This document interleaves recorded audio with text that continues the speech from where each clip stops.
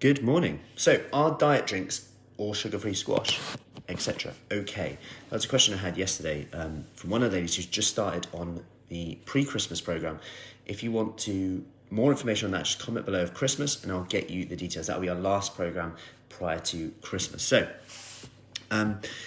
she's just got started and she said, are calorie-free drinks okay? And as I always do, I always reply with a question. And the question is, what would you have instead? And she was like, well, at the moment I've been having, well, it depends when it is, obviously, the odd few glasses of wine, which is something separate. But I might have some orange juice some days. I might have the odd fizzy drink if I want to have it. But sometimes I just fancy something a little bit sweet. And I find that when I actually have an orange squash, it actually makes me drink a lot more and it makes me feel more full up. I said, okay, so what would the alternative kind of be? Well, sometimes I'll have water, but I do struggle to have it this time of year. I sometimes have sparkling water.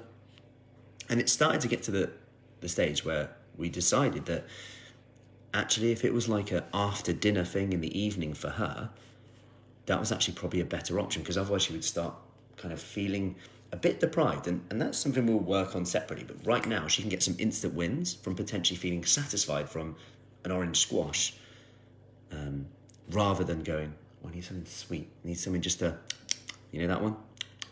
You know when people say that? You need that kind of after dinner. So it's always thinking what the alternative is, because we know that in general, liquid calories increase hunger. Like when you look at sugar sweetened beverages, like, the typical fizzy drinks, even orange juice, there seems to be a caveat to that with dairy.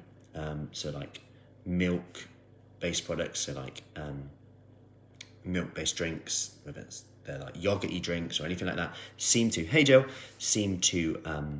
the opposite effects. They actually seem to help hunger. Not that you should drink them instead of water though, because obviously if your goal is fat loss, calorie deficit is key. So if you're having something that provides calories and doesn't keep you full up and potentially actually makes you hungrier, aka full sugar drinks like full sugar squashes, full sugar mixers, stuff like that, even if we're talking gin and tonics here, then this is only going to add on to them and it could stop you losing body fat over time. So always consider what the alternative is. Like obviously water's best, always. Although there was one study that showed that people who had diet drinks actually did better, simply because they didn't know if they didn't really feel as deprived.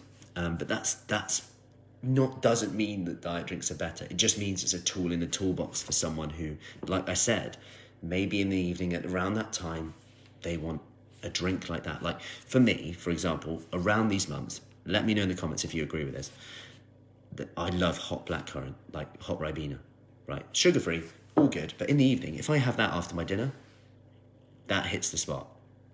And I'm satisfied, it's quite comforting. You can't beat hot Ribena. It's that time of year now, I think.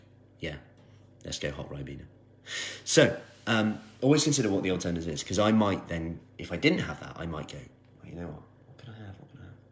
So, I hope that helps, and I hope that gets you just thinking a bit differently at how there's many ways to answer a question in nutrition. It's not like you never have diet drinks, never. And for some people, it's not going to suit them.